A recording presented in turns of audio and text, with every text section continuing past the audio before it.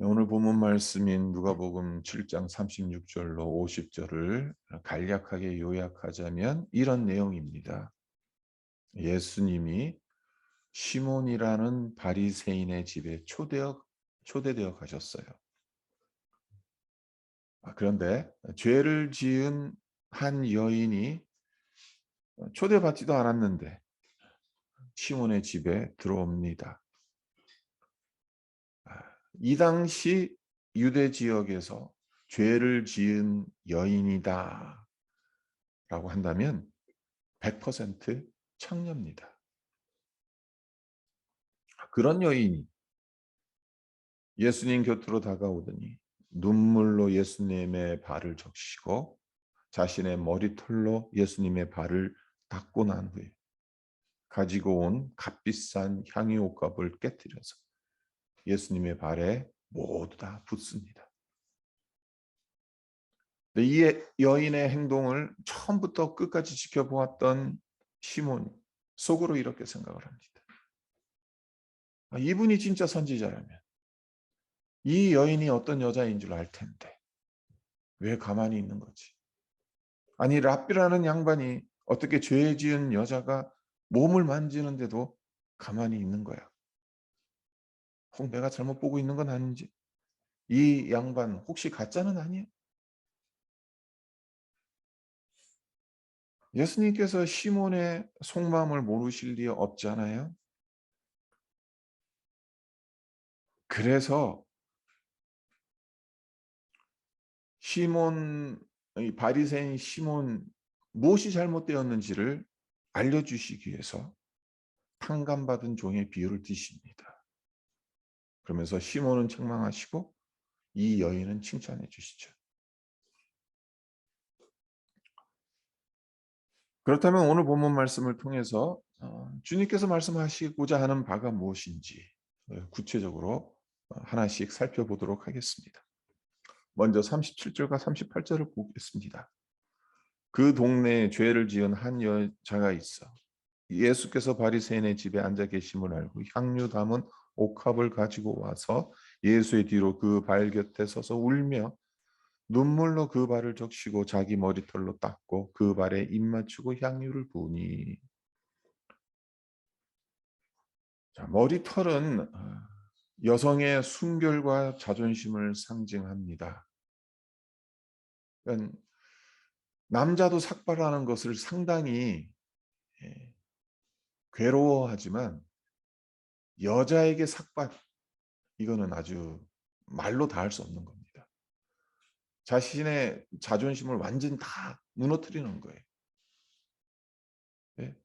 지금이야 뭐 현대 여성들이야 뭐 머리를 풀든 뭐 어떻게 하든 뭐 자기 마음대로 하고 다닙니다만은 몇 세대 전까지만 해도 여자들이 머리를 풀고 다닐 수 있었겠습니까? 그럴 수 없었어요. 단정하게 묶어서 기녀를 꽂고. 왜요? 머리가 여자의 자존심, 순결을 상징하기 때문에 그렇게 했던 겁니다. 이와 반면에 발은 어떤 부위입니까? 신체 부위 중에 가장 더럽고 지저분한 부위지 않습니까? 순결과 자존심을 상징하는 머리털로 가장 더럽고 지저분한 발을 닦는다? 그것도 값을 매기기 어려운 귀하디 귀한 향유옥합을 깨뜨려서 발에 붓는다?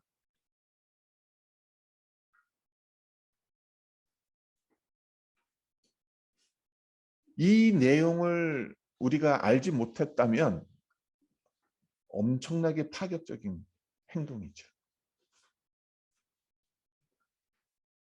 참 납득하기 힘든 행동을 이 여인이 하고 있습니다.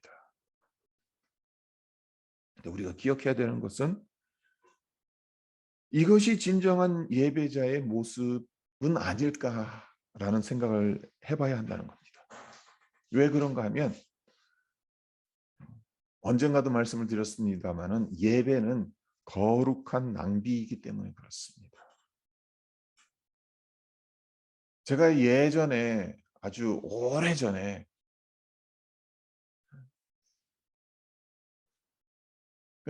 예배에 대해서 정확하게 몰랐을 때 이런 오해를 했어요. 왜 교회에서 예배당을 가꾸는 데에 저렇게 많은 돈을 들일까? 그냥 음향 시스템도 10만 불이 넘어가고 그냥 예배당을 가꾸는 데 있어서 엄청난 돈을 들이는 거예요. 근데 제가 예배가 무엇인지 정확하게 몰랐을 땐 저 돈으로 가난한 사람이나 돕지. 구제나 하지. 그런 생각들을 많이 했어요. 그런 오해를 많이 했어요. 근데 어느 한순간 예배는 하나님 앞에 아낌없이 드리는 거다. 무엇을 드려도 부족하다. 사치스러운 낭비다. 주님 발 앞에 향유 옥합을 깨뜨려서 부어드리는 거다. 그것을 깨닫고 난 이후에는 오히려 예배 드릴 때 인색했던 제 마음, 그런 마음에 대해서 회개가 되더라고요. 예배는 거룩한 낭비입니다. 주님으로부터 받은 은혜와 사랑이 너무 커서 무엇을 드려도 아깝지 않는 겁니다. 네, 사랑하면 아까운 것이 없어요. 주님이 이 세상 어느 것보다 귀하고 주님을 어느 누구보다도 사랑하기 때문에 최고의 것을 드려도 아깝지 않는 겁니다. 이와는 달리 바리새인 시몬은 어떻습니까? 예수님을 그의 집으로 초대하기는 했어요. 하지만 따뜻하게 환대는 하지 않았어요. 왜 초대를 했는지 모르겠지만 초대한 분을 맞이하는 태도가 영 잘못되어 있어요. 무슨 근거로 이렇게 말할 수 있는 겁니까? 44절로 46절을 우리 한번 다시 보겠습니다. 너는 내 44절부터 46절까지 보시면 그 여자를 돌아보시며 시몬에게 이르시되 이 여자를 보느냐 내가 내 집에 들어올 때 너는 내게 발 씻을 물도 주지 아니하였을 때 이 여자는 눈물로 내 발을 적시고 그 머리털로 닦았으며 너는 내게 입 맞추지 아니하였을 때 그는 내게 내가 들어올 때로부터 내 발에 입 맞추기를 그치지 아니하였으며 너는 내 머리에 감람류도 붓지 아니하였을 때 그는 향유를 내 발에 부었느니라. 예수님께서 무엇을 지적하고 계십니까? 첫째, 시몬에게 이렇게 말씀하시죠. 내가 이 집에 들어왔을 때 너는 내 발 씻을 물도 주지 않았다. 이 당시엔 집에 귀한 손님이 오면 손님을 상석에 앉게 하고 손과 발을 씻을 물을 준비하는 게 관례였습니다. 만약 종이 있다면 그 종이 손님의 손과 발을 씻겨주는 것. 그러니까 결국 시몬이 발 씻을 물도 주지 않았다는 것은 예수님을 귀한 손님으로 여기지 않았다라는 뜻입니다. 그리고 두 번째, 너는 내게 입 맞추지도 아니했다라고 예수님께서 말씀하십니다. 그러니까 입을 맞춘다라는 것, 지금도 중동 지역에 가면 볼 키스를 하잖아요, 서로. 그러니까 오늘날 문화로 치면 반갑게 악수를 하는 겁니다. 그렇기 때문에 입 맞추지 아니했다라는 이 말씀은 시몬이 예수님을 반갑게 맞이하지 않았다라는 뜻입니다. 그리고 세 번째, 너는 내 머리에 감람류도 붓지 아니했다라고 말씀하세요. 중동 지역은 태양이 장렬하기 때문에 대낮에 이동을 하면 머리가 뜨겁게 달아오릅니다. 그래서 뭔가 이렇게 막 두건 같은 거 막 위에다 쌓아 올리잖아요. 그 뜨거운 태양에서 보호하기 위해서, 머리를 보호하기 위해서 그런 거예요. 그래서 손님이 집에 도착하면 이 손님의 머리를 식히기 위해서 기름을 부어주는 것이 당연한 예의였어요. 무엇보다 감람유는 아주 흔하고 값싼 기름입니다. 그래서 가난한 사람도 부담 없이 손님이 왔을 때 이 기름을 머리에 발라줄 수가 있는 거예요. 그런데 시몬은 어떻게 했다고 예수님께서 말씀하십니까? 그 흔한, 그 값싼 감람유도 머리에 부어주지 아니했다. 그렇게 말씀하고 있는 거예요. 결국 시몬은 예수님을 초대는 해놓고도 기본적인 예의조차 갖추지 않았다는 거예요. 예수님을 초대만 했지 제대로 된 성의를 보이지 않았다는 겁니다. 그리고 그것도 모자라서 진짜 선지자라면 어떻게 저럴 수가 있나? 창녀가 몸을 만지는데 그냥 가만히 있어? 이렇게 예수님을 평가하고 판단했어요. 우리는 어떻습니까? 혹여 우리에겐 바리새인 시몬의 모습은 없습니까? 주님께 나와 예배를 드린다고는 하지만 얼마나 많은 준비와 정성으로 예배를 드리고 있습니까? 예배는 우리의 향유 옥합을 깨트리는 시간입니다. 겸손한 마음으로 주님의 발 앞에 엎드려서 회개와 감사와 사랑을 표현하는 시간입니다. 이 점 우리 마음에 새겨서 주님께 내 모든 걸 드리는 예배자로 하나님 앞에 설 수 있기를 소망합니다.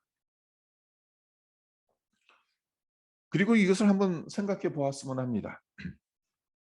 이 여인이 예수님께 나오는 게 쉬웠겠냐는 거예요. 결코 쉽지 않았을 겁니다.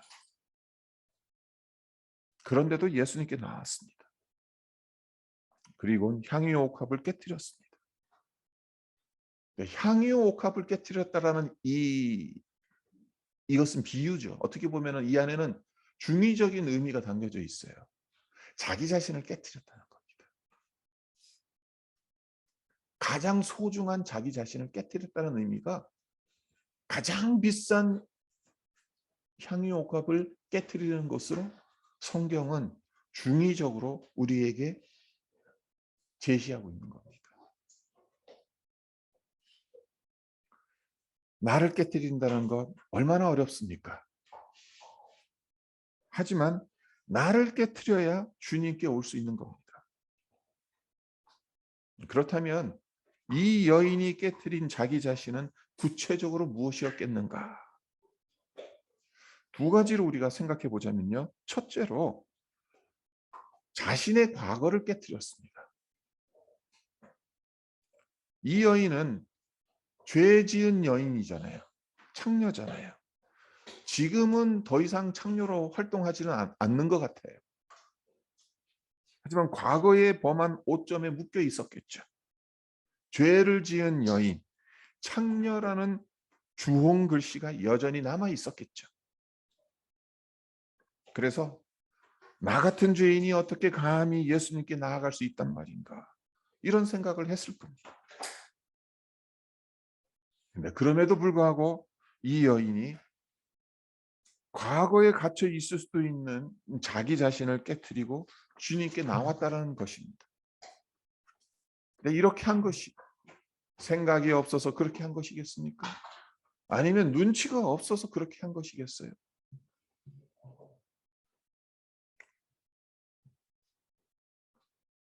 오히려 그 반대로 생각이 너무 많았을 겁니다. 사람들의 눈치를 많이 봤을 거예요. 그런데도 이 여인은 예수님께 나왔다는 거예요. 생각도 많았고 눈치도 많이 봤지만 그럼에도 불구하고 예수님께 나왔다는 거예요. 왜요? 어떻게 해서 그렇게 할 수 있었던 겁니까? 그녀에게 간절한 소망이 있었기 때문에 그렇습니다. 지금이라도 제대로 된 인생을 한번 살아보고 싶다는 겁니다. 예수님이라면은 내 문제를 해결해 주실 것 같고 인간답게 살 수 있는 비결을 가르쳐 주실 것 같은 분이다. 그 생각을 하기 때문에 생각이 많았어요. 눈치도 많이 보여요.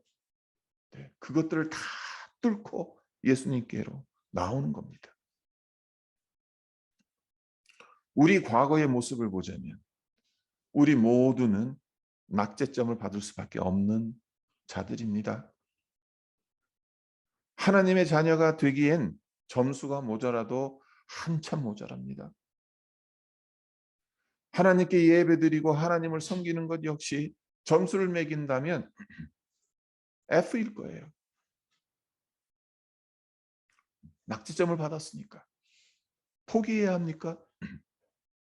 절망에 사로잡힌 채 그냥 그렇게 살아가야 되겠습니까? 아닙니다. 그럼에도 불구하고 주님께 나와야 하는 겁니다.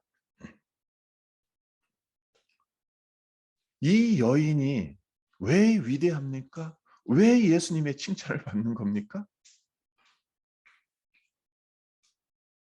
그럼에도 불구하고 예수님께 나왔기 때문입니다.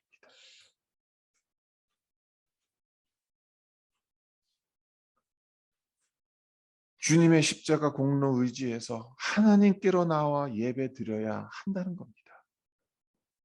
그렇습니다. 예수님을 만나고자 하는 간절함이 있다면 예수님께서 내 문제를 해결해 주실 수 있는 분이라는 것을 믿는다면 과거의 그 어떤 것에 얽매일 필요가 없다라는 것. 모두 다 깨트릴 수 있다라는 것. 이 여인이 깨트렸던 자기 자신은 바로 이 과거의 자기 자신, 과거에 얽매여 있던, 과거의 죄로 말미암아서 갇혀 있는 자기 자신, 향유옥합을 깨트렸을 때 그러한 자기 자신의 모습 또한 깨트렸을 거예요. 그리고 두 번째로 이 여인이 깨트렸던 자기 자신은 무엇이겠습니까? 현재의 자기 모습일 겁니다. 더 구체적으로 말씀드리자면 타인의 희석이라는 벽입니다. 이 일이 어디에서 일어났습니까? 바리새인의 집에서 일어났습니다. 이 대목이 참 중요하죠. 이 여인의 집에서 일어났다면 이 여인이 그나마 예수님께 나가는 것이 쉬웠을 거예요. 하지만 이 여인의 집에서 일어난 사건이 아니에요. 바리새인의 집에서 일어난 사건입니다. 바리새인의 집이었으니까 바리새인들이 많이 모였을 거지 이 여인처럼 죄 많은 사람, 죄 지은 자들이 많이 모였겠습니까? 아니죠. 유유상종이라고.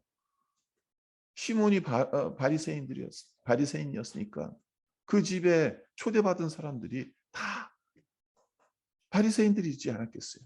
바리새인들이 틈에 지금 이 여인 하나가 끼어 있는 거예요. 바리새인 어떤 자들입니까? 여러분 잘 알고 계시잖아요. 자기 의로 살아가는 사람들이잖아요. 율법 좀 아는 것 가지고 율법의 잣대를 들이대면서 사람들을 비판하고 정죄하기를 좋아하는 사람들이잖아요. 이런 사람들 앞에 선다는 것을 상상해 보세요. 머릿속에 한번 그려 보십시오. 부끄러운 과거가 적나라하게 알려져 있기 때문에 타인의 따가운 시선에서 자유로울 수 없었을 텐데 그래서 다른 사람의 시선으로 인해 고통스러울 수밖에 없었을 텐데 그 시선을 뚫고 예수님께로 나온 겁니다. 그리고 예수님 발 곁에 서서 울며 눈물로 예수님 발을 적십니다. 눈물을 얼마나 많이 흘렸으면 예수님의 발을 적실 정도였을까요?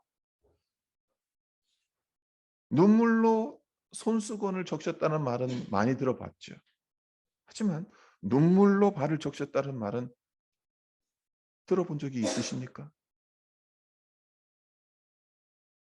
눈물을 하염없이 흘려서, 눈물을 얼마나 많이 흘렸으면 예수님의 발을 적실 수 있었을까?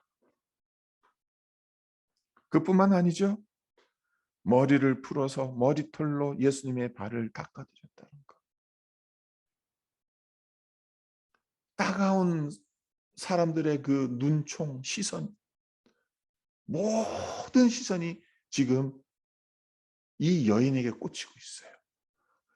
저 여자 죄 지은 여자 아니야? 어떻게 그런 여자가 선지자라는 예수님의 몸을 저렇게 만지는 거야? 어떻게 머리를 풀어서 그 머리털로 예수님의 발을 닦고 있는 거야? 어디서 돈이 저렇게 많아서 저 비싼 향유 옥합을 가지고 와서 저것을 깨트려서 예수님의 발을 씻기고 있는 거야?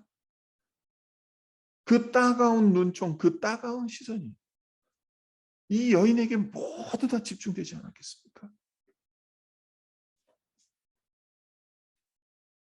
내가 어떻게 이렇게 할 수 있었겠습니까? 얼굴이 철면피라서 그렇게 할 수 있었던 것이겠습니까?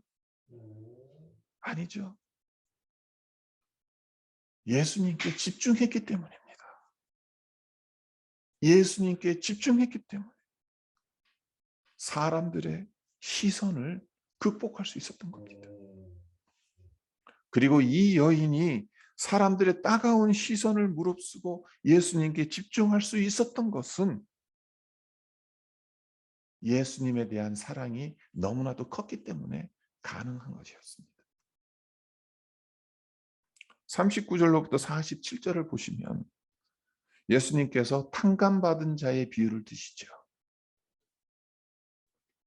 50데나리온 빚진 자와 500데나리온 빚진 자가 있었다. 근데 둘 다 이 돈을 갚을 능력이 없었다. 그래서 주인이 긍휼을 베풀어서 이 두 사람 모두 다 탕감해 줬다. 그렇다면 누가 더 이 주인을 더 사랑하겠느냐라고 예수님이 시몬에게 물으시죠. 그러자 시몬이 뭐라고 대답을 합니까? 더 많이 탕감을 받은 사람이 이 주인을 더 사랑하지 않겠습니까? 라고 대답을 합니다. 맞는 대답을 한 거지요. 근데 예수님께서 왜 이 비유를 드시는 거겠어요?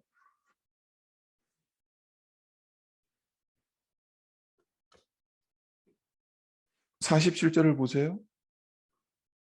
이러므로 내가 내게 말하노니 그의 많은 죄가 사하여졌도다. 이는 그의 사랑함이 많으니라. 사함을 받은 일이 적은 자는 적게 사랑하느니라. 예수님은 정확하게 알고 계셨어요. 이 여인이 예수님을 향한 사랑이 많았기 때문에 귀한 향유 옥합을 깨뜨릴 수 있었다는 것을, 다른 누구보다 예수님을 더 사랑했기 때문에 과거의 벽과 타인의 따가운 현재의 시선을 극복하면서 예수님께 나아올 수 있었다는 것을 예수님은 아셨어요. 사랑하기 때문에. 네, 주님을 사랑하기 때문에 향유 옥합을 깨뜨릴 수 있었던 겁니다. 주님을 사랑하기 때문에 우리의 과거와 현재를 깨뜨리고 주님 앞에 설 수 있는 겁니다. 사랑이 담대함을 가져다 줍니다. 한 가지만 더 살펴보고 말씀을 정리하겠습니다. 예수님께서 이 여인의 사랑함이 많은 이유를 많은 죄가 사하여졌기 때문이라고 말씀하시는데, 이 말씀에 담긴 의미가 무엇이겠습니까? 예수님 역시 바리새인들의 생각처럼 율법을 잘 아는 바리새인들을 그리고 종교 지도자들은 죄를 덜 지어서 사함을 적게 받은 것이고, 이 여인은 창녀라서 죄를 더 많이 범하고 그래서 사함을 더 많이 받은 것이라고 말씀하는 것이겠습니까? 겉으로 보면 그렇게 보여요.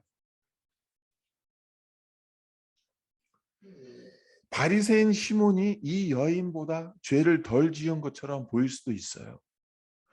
바리새인 시몬은 50데나리온 빚진 자처럼 보이고 이 여인은 500데나리온 빚진 자처럼 보입니다. 하지만 이것을 한번 생각해 보세요. 하나님 관점에선 별 차이가 없어요.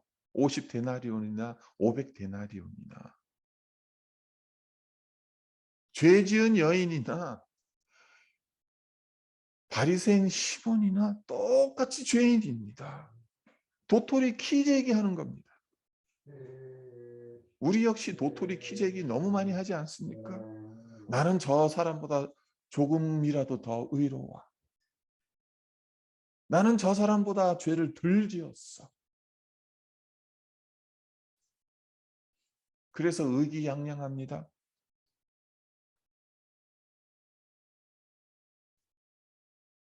하나님의 의가 아닌 내 의를 드러냅니다.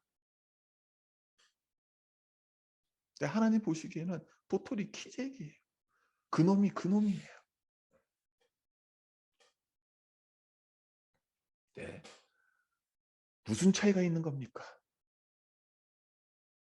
이 여인은 시몬보다 자신의 죄인됨을 더 깊이 깨닫고 죄 사함을 베푸신 예수님께 더 크게 감사했다는 것이 차이점인 거죠.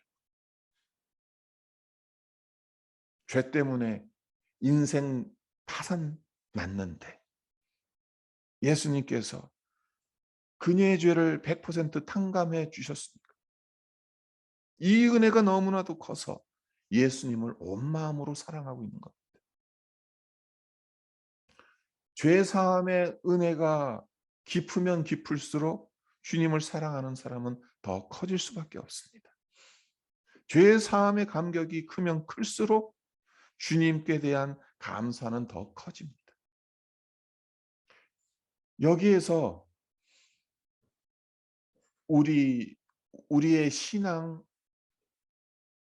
신앙을 살펴볼 수 있는 시금석이 있다는 것을 발견하게 되죠. 내가 신앙생활을 하기는 하는데 왜 뜨뜻미지근할까 그런 생각이 들죠. 어떨 때. 내가 예수님을 사랑하는 것 같은데 왜 이렇게 뜨뜻미지근하게 사랑하는 것 같는가 그런 생각도 들어요.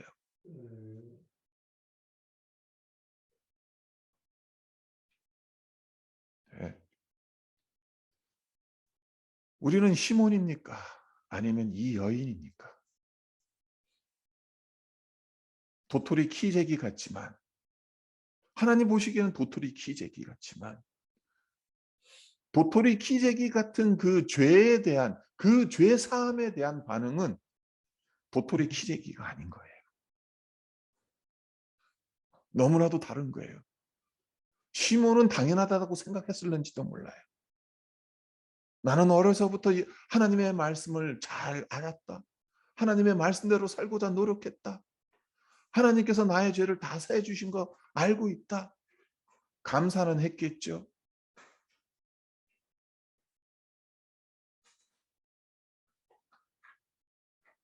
그러나 이 여인은 내 인생 파탄 났었는데 죄 때문에 파탄 났었는데 이 모든 죄를 예수님께서 용서해 주셨다. 그것이 너무 감사한 거예요. 그 은혜가 너무 깊은 거예요. 우리 역시 예수님의 보혈로 우리의 죄를 100% 탕감받은 자들이지 않습니까? 크고 작은 거에 아니에요. 말씀드렸잖아요. 도토리 키재기입니다. 근데 중요한 건 탕감받은 그 죄에 대해서 내가 어떻게 생각하고 있냐는 거예요. 어떤 마음을 품고 있냐는 거예요. 당연한 걸로 여기고 있습니까? 아니면 정말 큰 은혜를 받았다라고 느끼고 있습니까?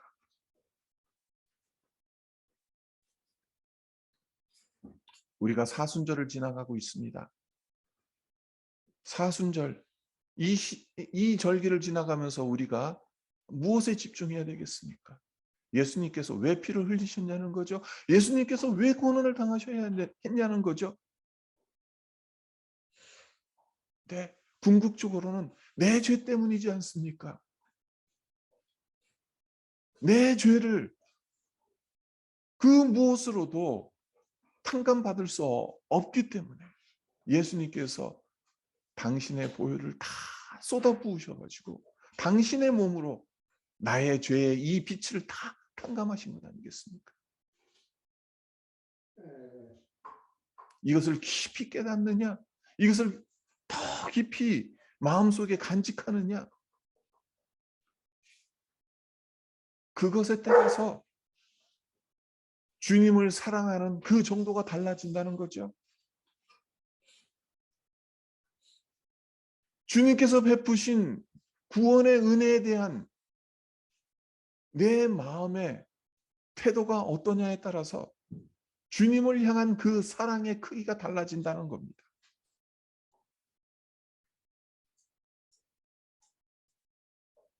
바라기는 예수님께서 우리에게 베푸신 구원의 은혜를 깊이 깨닫고 마음속 깊이 간직해서 예수님을 많이 사랑하는 우리 모두가 되었으면 합니다. 그래서 우리 마음에 예수님을 향한 사랑이 폭포수와 같이 흘러 넘쳐났으면 좋겠습니다. 그래서 우리가 드리는 예배, 우리가 드리는 그 어떤 것 하나도 아깝지 않은, 너무 감사해서, 너무 기뻐서, 너무 감격해서 드려지는 우리의 삶, 우리의 믿음, 우리의 모든 것이 되어질 수 있습니다. 주님의 이름으로 축원드립니다. 잠깐 기도하겠습니다. 하나님, 우리가 사순절 기간을 지나가고 있습니다. 우리가 이 절기를 지키면서 우리가 왜 이 절기를 지켜야 하는지 다시 한번 오늘 말씀 속에서 하나님 그 의미를 찾게 하여 주시옵소서. 우리는 죄인이었습니다. 우리 스스로 이 죄를 갚을 능력이 없었습니다. 탕감받을 길이 없었습니다. 네, 주님께서 십자가에서 그 귀한 피를 모두 다 쏟으셔서 우리의 죄를 모두 다 탕감해 주셨습니다. 그런데 그 탕감받은 죄의 빛에 대해서 우리는 어떻게 반응하고 있는지, 우리는 그것을 어떻게 기억하고 있고 우리의 마음속에 어떻게 간직하고 있는지, 이 은혜를 정말 깊이 깨닫고 살아가고 있는 것이 아닌지, 하나님, 시몬과 이 여인의 대비된 모습을 보면서 우리 자신 하나님 다시 한번 돌아보게 하시고 주님께서 베푸신 그 구원의 은혜에 대해서 하나님, 우리가 정말 깊이 그 은혜를 우리의 마음에 간직하며 깨달으며, 그래서 하나님 정말 이 은혜에 감격하여서 하나님 주님을 더 깊이 사랑하고 주님께 하나님 아낌없이 우리의 예배와 우리의 모든 것을 드리는 자리로 우리를 인도하여 주시옵소서. 감사드리며 예수님의 이름으로 기도합니다. 아멘.